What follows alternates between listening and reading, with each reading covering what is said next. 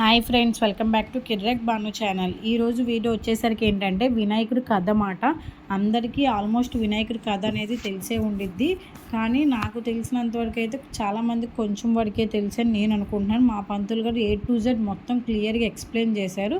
ఇప్పుడు పిల్లలకి క్లియర్గా అర్థమయ్యేటట్టు ఇంకా క్లియర్గా ఎక్స్ప్లెయిన్ చేశారు. ఒక 20 నిమిషాలు టైం స్పెండ్ చేసి లాస్ట్ వరకు ఈ వీడియో చూస్తారని చెప్పి అనుకుంటున్నాను. ప్లీజ్ నా వీడియో నచ్చితే లైక్ చేయండి, షేర్ చేయండి, కామెంట్ చేయండి. అలా నా ఛానల్ సబ్స్క్రైబ్ చేయడం మాత్రం మర్చిపోమాకండి. ఎందుకంటే లాస్ట్లో నేను ఇవేమీ చెప్పలేను కాబట్టి అందుకే ముందే వీడియో స్టార్టింగ్లోనే చెప్పేస్తున్నాను. ఎక్స్ప్రెషన్ బాగోపోతే వీడియోలో నువ్వే బాగో. ఇటు చూడు ఒకసారి, ఇగో యూట్యూబ్లో పెట్టేస్తా. నిజంగా ఫోటో స్మైల్. శ్రీలక్ష్మీ వల్లవారం నగనామనమధ్యమాం అశ్వదాచార్యాం భయంతాం గురుపరంపరం. సత్యం శ్రీ మహాగణపతి లక్ష్మీ గణపతి సిద్ధ వినాయక విఘ్నేశ్వరుడు కళ ప్రారంభం చేస్తున్నానండి. విచారం ఉన్న ఒక సూతములు ఇటు అడిగి ఋషులు దేవతలు అందరూ ఉంటూ అలా వాళ్ళ శిష్యులకి మహాగణపతి లక్ష్మీ గణపతి సిద్ధ వినాయకుని కలిగి విధానం వినండి. ఎలా జరుగుతుందో, అసలు ఏం జరిగింది ఏంటి అని ఈ కథ చెబుతున్నాను అని ఆ ఋషులు చెబుతున్నారు. పూర్వం ఏనుగు రూపంలో గజేంద్రుడు అని ఉన్నాయండి. మనిషి రూపమేనండి, తల మటుకు ఏనుగు తలండి. అలా ఉంటుండగా ఆ గజేంద్రుడు అనేవాడు ఉన్నాడు. అలా ఆయన శివుడు అంటే ఎంతో ఇష్టం. శివనామం చేసుకుంటూ గోడ జపం చేశానండి. ఆ జపం చేస్తూ ఉండగా మా సాంబశివుడు అలా వచ్చి ఆ గజేంద్రుడి దగ్గరకు వచ్చి, గజేంద్రుడు అయ్యా మహానుభా, నేను శివుణ్ణి కనుక నువ్వు జపం చేసుకుంటూ ఉన్నావు కనుక ఏం కావాలని కోరాడు. అలా కోరుతుండగా శ్రీ మహాశివు అలా కోరుతుండగా, అయ్యా నాకేం అక్కర్లేదు, జీవితకాలం శివరూపంగా శివలింగంగా మీరు ఆకారంగా ఉండి నా హృదయంలో చేరాలి, నా హృదయంలో ఉండిపోవాలని చెప్పి కోరాడు. అట్లా కోరుతుండగా సుధాస్ అని చెప్పి అనుగ్రహం ఇచ్చాడు. అలా అనుగ్రహం ఇస్తూ ఉండగా అప్పుడు ఆయన ఆ కైలాసం నుంచి వచ్చి ఆయన ఆ విధంగా గజేంద్రుడు చెబుతుండగా ఆ గజేంద్రుడు ఇలా అడిగాడు. అడిగి, అయ్యా నువ్వు జీవితకాలం నా హృదయంలోనే ఉండాలి, శివలింగ రూపంలో అలా ఉండాలని చెప్పి కోరాడు. సదాశివుడు అనుగ్రహం ఇచ్చాడు. అక్కడి నుండి వచ్చి అలా చేసిన తర్వాత అక్కడి నుండి పార్వతీదేవి ఎదురు చూస్తోంది. ఎక్కడికి వెళ్ళాడు అని అలా ఎదురు చూస్తుండగా ఆయన కనపడలేదు. కనపడిపోతుండగా అప్పుడు విష్ణుమూర్తి దగ్గరికి వెళ్ళి గొల్లోనికి ఏడుస్తూ విష్ణుమూర్తి దగ్గర, అయ్యా మహానుభావ, నాకు సాంబశివుడు కనపట్టలేదు, ఎక్కడికి వెళ్ళాడో తెలియట్లేదు, నిశ్శబ్దంగా ఉండాలి, నిశ్శబ్దం అలా ఉండాలని చెప్పి అలా ఉండే మనిషి ఎక్కడికి వెళ్ళాడో తెలియట్లేదు నాయన అని చెప్పి ఆ విష్ణుమూర్తి దగ్గర అడుగుతుండగా అప్పుడు, అయ్యా భస్మాన్ని మీరు ఇలా భస్మ దగ్గర నుంచి సాంబశివుని తప్పించారు, అలాగే ఇప్పుడు కూడా నా భర్త ఎక్కడున్నాడో గాలి ఎక్కుని ఆయన ఎక్కడున్నాడో తీసుకురాని ఆయన అని చెప్పి కోరాడు. అట్టా విష్ణుమూర్తి చూసి అప్పుడు గంగిరెద్దు మాలాలతో చక్కగా నందేశ్వరుడిని శివుడు వామనం ఉండి నందేశ్వరుడు చక్కగా ఆయనకు అలంకారం చేసి గంగిరెద్దుగాను మేళతాళాలతో బ్రహ్మ విష్ణు దేవతలందరూ కూడా వచ్చి తాళాలతో అంతా చక్కగా ఆ గజేంద్ర గ్రామానికి వచ్చారండి. అలా గజేంద్ర గ్రామానికి వస్తుండగా ఆ గజేంద్రుడి గ్రామంలో చక్కగా తాళాలతో గంగిరెద్దుని చక్కగా నందేశ్వరుడు గంగిరెద్దు అవతారంలో వచ్చున్నాడు కనుక ఆయన ఆట ఆడిస్తూ అనేక రకాలుగా ఆట ఆడిస్తూ ఉండగా అప్పుడు ఈ మాటలు ఆ గ్రామంలో అందరూ వెళ్ళి ఆ గజేంద్రుడు దగ్గరికి చేరాడు. ఆ గజేంద్రుడి దగ్గరికి వెళ్ళి, అయ్యా పలానా మన గ్రామంలో గంగిరెద్దు మేళాలతో తాళాలతో చక్కగా ముచ్చట్లుగా జరుగుతున్నాయి, మన గ్రామంలో అని చెప్పి అలా ఆయన ఉన్న వాళ్ళ దగ్గర ఉన్న మనుషులు చెప్పారు కాపల వాళ్ళు. అలా చెబుతుండగా ఆయన ఎంతో సంతోషపడి వాళ్ళని తీసుకురండి అని చెప్పి ఆ గజేంద్రుడి దగ్గర తీసుకొచ్చారు. తీసుకొచ్చిన తర్వాత అక్కడ ఆడిచ్చారండి. ఈ బ్రహ్మదేవుడు విష్ణుమూర్తి చక్కగా తాళాల మేళాలతో అలంకారం చేసుకుని చక్కగా గంగులదికి అలంకారం చేసి చక్కగా ఎట్లా కావాలంటే ఏ రకంగా కావాలంటే ఆ రకంగా ఆడిచ్చారు. ఆడిచ్చే ఎంతో సంతోషపడి అప్పుడు గజేంద్రుడు, అయ్యా మీరు వచ్చి ఎంతో సంతోషంగా నా గ్రామాన్ని నన్ను కూడా ఎంతో సంతోష పెట్టారు కనుక మీకేమి కావాలని కోరాడు. అప్పుడు విష్ణుమూర్తి చక్కగా వచ్చి ముందుకు వచ్చి, అయ్యా మీ హృదయంలో ఉన్న శివలింగాన్ని మీ హృదయంలో పెట్టుకున్నారు కనుక ఆయనకు మాకు కావాలి. గ్రామం మొత్తం కూడా ఈ రంగా బాధపడుతున్నారు, పార్వతీదేవి ఎదురు చూస్తోంది అని చెప్పి అడుగుతుండగా అప్పుడు విష్ణుమూర్తి వచ్చాడు. ఎంత మహా ఇదిగా చేశాడో, ఆయన కోరిక తీర్చాలి కదా, తప్పదు మనకి రావు తప్పదు అని అనుకుని అప్పుడు ఆ విధంగా చెబుతుండగా ఇస్తానని చెప్పాడు. ఆ శివలింగాన్ని తీసి ఇస్తానని చెబుతుండగా అప్పుడు నందేశ్వరుని చూసి విష్ణుమూర్తి నందేశ్వరుడికి, నందేశ్వర నీ కొమ్ములతో ఆయన హృదయంలో ఉన్న పట్టులో ఉన్న ఆ శివలింగాన్ని బయటికి లాగమని కోరారు. అలా చెబుతుండగా చూసి అప్పుడు ఆ కొమ్ములతో ఆయన పొట్టకి గుచ్చి ఆ శివలింగాన్ని బయటకు లాగాడు. లాగే లోపల అప్పుడు సాంబశివుడు అక్కడ ఇవి చేయడు. ఆ విధంగా విపత్తి అయ్యి అప్పుడు ఆయన చనిపోతూ, అయ్యా మరి నాకు 2 కోరికలు ఉన్నాయి. నా శర్మాన్ని సాంబశివుడు కట్టుకుంటూ ఒంటికి కట్టుకుని తర్వాత నా శిరస్సుని కూడా దాన్ని పాటించమని ఆ విధంగా కోరాడు. కోరుకుండగా అప్పుడు సదాశం చెప్పి అనుగ్రహించాడు శివుడు. అక్కడ నుండి సాంబశివుడు వెళ్ళిపోయాడు. బ్రహ్మదేవుడు విష్ణుమూర్తి అందరూ కూడా వెళ్ళిపోయారు. ఆ నందేశ్వరుడు వాహనానికి సాంబశివుడు వెళ్తున్నాడు. పార్వతీదేవి ఎంతో సంతోషపడుతూ గ్రామం అంతా అలా సాంబశివుడు వస్తున్నాడని చెప్పి అంటుండగా ఆ మాటలు విని అక్కడ నుండి భర్త వస్తున్నాడని చెప్పి చక్కగా కాలిపుచ్చాలు చేసుకుని స్నానం చేసి సున్నిపిండితో ఒంటి రుద్దుకుని ఆ సున్నిపిండితో ఒళ్ళు రుద్దుకున్నది అంత సుత్త చేసి ఒక బాలుడిగా తయారు చేసింది మహాశక్తి ఆ తల్లి. అట్టా బాలుడిగా తయారు చేస్తుండగా ఆ బాలుడిని, అమ్మా నాన్న నువ్వు ఎవరిని రానియకుండా నేను స్నానానికి వెళ్తున్నాను, ఎవరిని రానియకుండా నువ్వు ఉండి కాపలాగా ఉండి చూస్తూ ఉండమని ఆ బాలుడికి చెప్పేసి ఆమె స్నానానికి వెళ్ళిపోయింది. చక్కగా స్నానం చేసి కలుపుచాలు చేసి చక్కగా ఆనందంతో ఉంటుండగా సాంబశివుడు కైలాసానికి వచ్చాడు. ఆ బాలుడు అక్కడ కూర్చొని ఎవరిని రానియకుండా ఉన్నాడు. నువ్వెవరివని చెప్పి అడిగాడు ఆ బాలుడు. నేను కైలాసంలో సాంబశివుడిని, నువ్వెవరివని అడిగాడు. అట్టా అడుగుతుండగా నేను నా తల్లి లోపల ఉంది కనుక ఎవరిని రానివద్దంది అని చెబుతుండగా నువ్వెవరివా నాయనా అని చెప్పినా కూడా ఏమీ చెప్పకుండా వెళ్ళొద్దని చెప్పి అడ్డం పడ్డాడు. అడ్డం పడినా కూడా యుద్ధం చేశారు. చక్కగా ఇద్దరు పోట్లాడుకుంటున్నారు. ఎంతో పోట్లాడుకుంటూ రానియకుండా చేస్తున్నాడు. కోపం వచ్చి ఆ చిన్నారిని ఆ సాంబశివుడు శూలాన్ని ఆయన మెడకి శిరస్సు చేశాడు. అలా ఇచ్చేసిన తర్వాత మెడని కోసేశాడు. ఆ మెడ పక్కన పడిపోయి ఆ తల్లితో అమ్మా అని ఏడుస్తూ పడిపోయాడు. అలా చనిపోయాడు. చనిపోతుండగా సాంబశివుడు లోపలికి వెళ్ళిపోయాడు. లోపలికి వెళ్ళిపోయి పార్వతీదేవి చక్కగా అలంకారం చేసుకుని సాంబశివుని చూసి ఎంతో ఆనందపడి ఆయన వచ్చి కాలు కడిగించి చక్కగా కూర్చోబెట్టి భోజనం పెట్టి అల్లారి ముందుగా చూస్తూ ఉండగా అప్పుడు ఆ కుమారుడు ఎవరు, ఆ బాలుడు ఎవరు అని చెప్పి సాంబశివుడు అడిగాడు.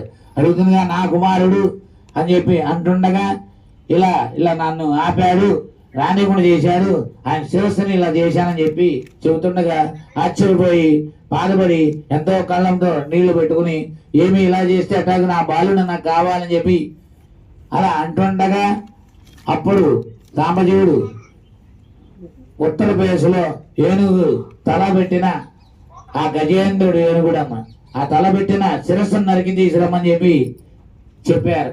అలా వెళ్ళి ఆ ఏనుగు శిరస్సుని ఉత్తరప్రదేశ్లో నిద్రపోతుండగా ఆ శిరస్సును తెగి తీసుకొచ్చాడు. తీసుకొచ్చి ఆ బాలుడు మెడకి అలా పెట్టాడు. పెట్టిన తర్వాత అప్పుడు బ్రహ్మ, విష్ణు, మహేశ్వరులు ముగ్గురు కలిసి ప్రాణాన్ని విడిచి చేసి అలా చేసిన తర్వాత అలా జరిగింది. అలా జరిగిన తర్వాత ఆయనకన్నా ఒక ఋషులు, దేవతలు అందరూ కూడా ఏమి మనం తొలిగా పూజ చేసుకోవాలి, ముందు ఎవరిని పూజించాలి అని చెప్పి కోరారు. అలా కోరుతుండగా అప్పుడు సాంబజీవుడి దగ్గరికి వచ్చి, శివపార్వతుల దగ్గరికి వచ్చి, అయ్యా మహానుభావ, నిత్య ఎవరిని పూజించాలి ముందు అని చెబుతుండగా సరే అని ఆయన ఆ విధంగా చెప్పి అక్కడ నుండి వీళ్ళు మాకు ఇలా జరగాలి, ఒక రాజ్యపాలన పరిపాలించాలి, ఇలా చేయాలి, ఇలా ఉండాలి అని చెప్పి అడుగుతున్నారు వాళ్ళందరూ, ఋషులు, దేవతలు అందరూ కూడా. అలా అడుగుతుండగా అప్పుడు కుమారస్వామి కూడా పుట్టాడు. చక్కగా ఆ బాలునిద్దరిని కూడా జ్యేష్ఠపుత్రుడు గణపతి కుమారస్వామి ఇద్దరిని పిలిచి, అయ్యా మన భూలోకంలో ఎన్ని సముద్రాలు ఉన్నాయో అన్ని సముద్రాల్లో స్నానాలు చేసి రమ్మని, ఎవరు ముందు వస్తే వాళ్ళకి రాజ్య పరిపాలన ఇస్తామని చెప్పాడు. అలా చెబుతుండగా ఆయన నెమ్మలెక్కేసి, ఆయన నెమ్మల వాహనం కుమారస్వామికి, వినాయకుడికి సుల్చు వామనం. ఆయన వెళ్ళలేక ఏం చేయాలో అర్థం కాక ఇదవుతున్నాడు. ఆ కుమారస్వామి చక్కగా నెమ్మలెక్కేసి వెళ్ళిపోయాడు. ఏం చేయాలో అర్థం కాక తల్లిదండ్రుల కన్నా ఎక్కువ నాకు అని చెప్పి, ఆ తల్లిదండ్రుల కన్నా ఎక్కువ అని చెప్పి అప్పుడు 3 ప్రదక్షిణాలు చేశాడు. యాని కాని చా పాపాని పాపాం పాపకర్మ పాపోయితాం బాద్భారతమోయిత లక్ష్మీ గణాయ దేవతాం శివ పార్వతీ నందన సమోదేవనాభ్యురస్తు అంటూ 3 సార్లు ప్రదక్షిణాలు చేశాడండి. 3 సార్లు ప్రదక్షిణాలు చేసి ఆయన అలా చేస్తుండగా కుమారస్వామి పెద్ద సముద్రానికి వెళ్తున్నాడు. ఆ ప్రతి నదికి వెళ్తుండగా ఆయన కన్నా ముందు వినాయకుడు స్నానం చేసి బయటకు వస్తున్నాడు. అలా బయటకు వస్తున్నాడు. కుమారస్వామి ఆశ్చర్యపోతున్నాడు, నాకన్నా ముందు గణపతి వెళ్తున్నాడు, ఏమి ఇలా జరుగుతుంది, ఆయన కన్నా ముందు నేను అట్లా వెళ్ళాను, ఇలా వస్తున్నాడని చెప్పి అంటుండగా అప్పుడు చూసి అలా అన్ని నదుల్లో స్నానాలు చేసి వచ్చాడు. అలాగే జరిగింది. అప్పుడు కుమారస్వామి గణపతి అక్కడే కూర్చున్నాడు, తండ్రి దగ్గర పాదాల దగ్గరే ఉన్నాడు. ఉంటుండగా తండ్రి, నాకన్నా ముందు గణపతి అన్నయ్య వెళ్తున్నాడు, అందరూ కూడా అలా చేస్తున్నారు, రాజ్యపాలన ఆయనకే అప్పచెప్పమని ఆ విధంగా కోరాడు. శుద్ధ సవితి కదా, వినాయక చవితి, మరి శత్రువులను చూడకూడదు కనుక మీరు కూడా మీ గ్రామానికి వెళ్ళండి, నేను వెళ్తున్నానని చెప్పి ఆ నారదుడు వెళ్ళిపోయాడు. మరి ఆయన పరిపాలించే దూతలను పిలిచి, మీరు గ్రామం మొత్తం కూడా సాటిపోయింది, సాయంకాలం పూట ఎవరు బయటికి రాకూడదు, చంద్రుడు చూడరాదు అని చెప్పేదమని ఆ కృష్ణ భగవానుడు ఆ దూతలు ఎదురుగా ఆయన సప్పుడు చేసుకుంటూ వెళ్ళి ఆ గ్రామం అంతా చెప్పాడు. చెప్పిన తర్వాత అక్కడ నుండి ఆయన పాలంటే ఎంతో ఇష్టం అండి విష్ణుమూర్తికి. పాలన్నా వెన్న పూసన్నా ఎంతో ఇష్టం ఆ గోపాల స్వామికి. ఆ రోజు ఎవరు రాలేక మరి ఆ గోశాలకు వెళ్ళి ఆయన పాలు వెతుకుతున్నాయంట. ఒక గిన్నెలో చక్కగా పాత్రలో పాలు పిండుతుండగా చంద్రుడు చక్కగా కనబడ్డాడు ఆ దాంట్లో, ఆ పాలలో కనబడే లోపల ఆశ్చర్యపోయాడు. అయ్యో, నేను చంద్రుని చూడకూడదు అనుకున్నాను, ఆఖరికి ఈ పాలలోనే కనబడ్డాడే, కనబడ్డాడు. ఈ నింతలు నాకు ఇవాళ ఏదో జరుగుతుంది అని బాధపడుతున్నాడు. అలా బాధపడుతుండగా ఆ పాలు చూశాడు, ఆ చంద్రుని చూశారు, ఇలా జరిగింది ఎలాగా అని ఆలోచిస్తుండగా ఒక మహారాజు ఆ ద్వారకాలో పరిపాలిస్తూ ఉంటాడు. ఆయన సూర్య భగవానికి నమస్కారం చేసుకుని ఆయన జ్ఞానం చేసుకుంటూ మణికంఠను సంపాదించాడు. ఆయన అట్లా చేసి ఆ మణికంఠ సంపాదించుకుని మణికంఠ మెడలో వేసుకున్నాడండి ఆ రాజు, ఉనికి మహారాజు. అలా ఉంటుండగా శ్రీ మహావిష్ణు కృష్ణ భగవానుడు ఆ రాజుగారి దగ్గరికి వచ్చి మాట్లాడుతూ ఆ మణికంఠను చూశాడు. అయ్యా, నీ మెడలో ఉన్న మణికంఠ నాకు ఇస్తావా అని చెప్పి అడిగాడు. అడుగుతుండగా, అయ్యా ఇది ఇవ్వరాదు, నాకు రోజు ఓ 10 కిలోల బంగారం వస్తుంది దీని వలన, కనుక నేను ఇది ఇవ్వను అని సింహాన్ని చంపేసి ఆ మణికంఠ తీసుకుని వెళ్ళిపోయాడు ఆ జాంబవతుడు. అలా జాంబవతుడు ఆ గ్రామానికి వెళ్ళిపోయాడండి. ఆ గృహలో ఆయన ఒక గృహం ఉంది, ఆ కొండ దగ్గరికి వెళ్ళి ఆ గృహలోకి వెళ్ళిపోతుండగా, అట్టా వెళుతుండగా ఆ జాంబవతి దేవి, జాంబవతి దేవి అని ఉంది కుమార్తె, ఆ కుమార్తె మా జాంబవతి కుమార్తె. అలా గృహలోకి వెళ్ళిన తర్వాత ఆ మణికంఠన కుమార్తెకి ఇచ్చాడు. ఆ కుమార్తె ఆట బొమ్మలుగా ఆడుకుంటూ ఉంది. ఉలుకుమని మహారాజు గారు, ఇదంతా కృష్ణ భగవాను చేసింది పని, నేను ఇవ్వలేదు, నన్ను అడిగాడు ఇవ్వలేదు, ఇవ్వకపోవడం వల్ల కదా ఈ బంగారం ఇట్లా చేయింది, నా తమ్ముడు ఏమైపోయాడో తెలియదు, ఇలా చేశాడు, ఇలా ఎట్టాగానే ఆలోచిస్తూ అంటుండగా అది వేరే వాళ్ళు విన్నారు. అలాగే గ్రామం మొత్తం అందరూ అనుకుంటున్నారు ఇలా జరిగిందంట, ఇలా వనిగా కృష్ణ భగవాన్ తీసుకున్నాడంట ఇది అని. అలా అంటుండగా ఆ నింత ఆయనకి తెలిసింది, కృష్ణ భగవానికి తెలిసి ఏమి ఇలా జరిగింది, నాకు ఈ నింతలు ఏంటి ఎలాగని ఆలోచించి మళ్ళా ఆయన ఎక్కడికి వెళ్ళాడా అని అరణ్యానికి వెళ్ళాడు ఆ కృష్ణ భగవానుడు. అలా వెళ్తుండగా అక్కడ నుండి ఆ ఉలుకుమని మహారాజు గారి కుమారుడు అక్కడ వాళ్ళ తమ్ముడు చనిపోయాడు చూశాడు. అక్కడ నుండి మళ్ళా 4 అడుగులు ముందేగానే సింహం కూడా చనిపోయింది. సింహం చనిపోయిన తర్వాత ఏం చేయాలో అలా వెళ్తుండగా జాంబవతి ఆయన పాదాలు పడ్డాయి. జాంబవతి పాదాలు వచ్చాడు, వీళ్ళిద్దరిని చంపేసింది జాంబవతే. ఈ మణికంఠ జాంబవతే తీసుకెళ్ళాడు అని చెప్పి ఒక మన సొరంగంలోకి వెళ్ళాడు. అక్కడ కొండ దగ్గర ఒక సొరంగంలో ఉంది, ఆ సొరంగానికి వెళ్ళాడు. ఆయన పాదాలు పడుతూనే ఉన్నాయి. అట్టా వెళ్తుండగా సొరంగంలోకి వెళ్తుండగా అక్కడ జాంబవతి దేవి చక్కగా ఆ మణికంఠ అది ఆడుకుంటూ ఆ మణికంఠను తీసుకుని ఆడుకుంటుండగా కృష్ణ భగవానుడు చూసి మణికంఠ తీసుకుండగా ఒక అర్ప అరిసింది. ఆ తల్లి అరుస్తుండగా ఏంటి అరుస్తుందని చెప్పి నా కుమార్తె అని చెప్పి జాంబవతి వచ్చి ఆ కృష్ణ భగవాన్ చూశాడు. ఏంటి నువ్వెవరు ఏంటంటే నేను కృష్ణ భగవాన్ అన్నాడు. ఇలా జరిగింది అని చెబుతుండగా ఇది నాకు దొరికింది అని చెప్పి అన్న ఆవిడ అలా యుద్ధం చేశాడు. జాంబవతి రాముడు కాలంలో జాంబవతి కోరుకున్నాడంట రాముడితో యుద్ధం చేయాలని. అప్పుడు రాముడు అన్నాడంట, అయ్యా ఈ అవతారంలో నేను నీతో యుద్ధం చేసేది కాదు, కృష్ణ భగవాన్ ద్వారకా రోజుల్లో కృష్ణ భగవాన్ అవతారం ఇస్తాను, ఆ అవతారంలో నువ్వు యుద్ధం చేతి అని నాకు అని చెప్పి అప్పుడు ఆ జాంబవతి చెప్పాడు. అలాగే అని చెప్పి యుద్ధం చేశాడని 28 రోజులు చేశాడంట. 28 రోజులు అలా చేస్తూ గెలవలేక కృష్ణ భగవాన్తో గెలవాలంటే ఎవరి వల్ల అవుతుంది, అలా గెలవలేక నేర్చుకొచ్చి పడిపోయాడు. అప్పుడు ఆయన కాలు పట్టుకుని రామావతారంలో మీరు ఇలా అన్నారు, నేను కృష్ణ భగవాన్గా వచ్చాను కనుక ఈ యుద్ధాన్ని ఇప్పుడు జరగాల్సి వచ్చింది అని చెప్పి ఆ విష్ణు భగవానుడు ఆయన తీసుకుని ఆ గృహ దగ్గరికి వెళ్ళి ఆయన కూర్చోబెట్టి కాలు కడిగి చక్కగా నీళ్లు చల్లి ఆయన పాదాలు నీళ్లు చల్లుకుని చక్కగా పూలతో చేసి ఆయన పన్నీరు రాసి చెంటు రాసి గంధం రాసి చక్కగా ఆయనకి ఇచ్చేసి అప్పుడు ఆయన కుమార్తెని జాంబవతి దేవిని వివాహం చేశాడు. వివాహం చేసి తీసుకెళ్ళి అప్పుడు వివాహం చేసిన తర్వాత ద్వారకాకు బయలుదేరుతుండగా ఈ ఉలుకుమని మహారాజు గారి దగ్గరికి వెళ్ళాడు ఈ మణికంఠ తీసుకొని. అయ్యా మహానుభావ, మీరు నేను తీసుకున్నా అన్నారు కదా, ఇదిగో మణికంఠ అని చెప్పి ఇచ్చిన తర్వాత అయ్యా నాకు తప్పయింది, నన్ను క్షమించమని ఆయన అనేక రకాలుగా నమస్కారం చేసి ఆయన ఆ ఉలుకుమని మహారాజు గారికి కుమారుతోంది ఉంది, ఆమె సత్యభామ ఆమె పేరు.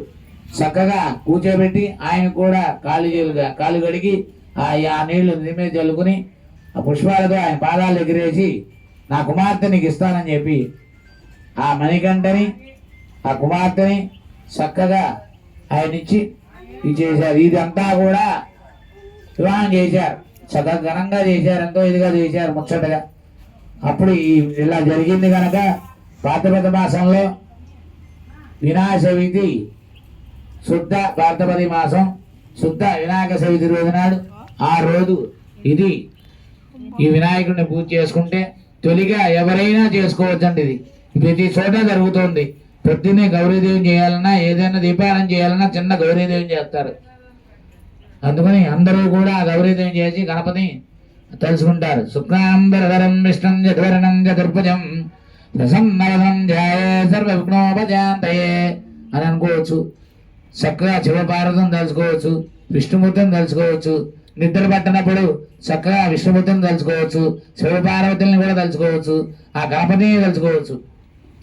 ఇది ప్రతి సంవత్సరం కూడా మన ఇళ్లలో కానీ, చుట్టుపక్కల గ్రామంలో కానీ, దేవాలయంలో కానీ ఈ గణపతిని పెట్టి చక్కగా ఆయనకి గణపతి పూజ చేసి ఆయనకి అలంకారం చేసి చక్కగా ధూప నైవేద్యాలతో వేద మంత్రాలతో చక్కగా ఆయనకి ఇష్టమైన పదార్థాలన్నీ కూడా నైవేద్యం పెట్టి చక్కగా ఆ అక్షంతల్ని తిరుస్తులు వేసుకోవాలంట. ఆ కథ చెప్పి కథ విన్న తర్వాత ఇది ప్రతి సంవత్సరం కూడా ఇలా చేసుకుంటే ఆరోగ్యంతో, ఐశ్వర్యంతో, వ్యాపారంతో, సంతానంతో, వివాహంతో, విద్యతో అన్ని విధాలుగా మూల పురుషుడు ఈ గణపతి.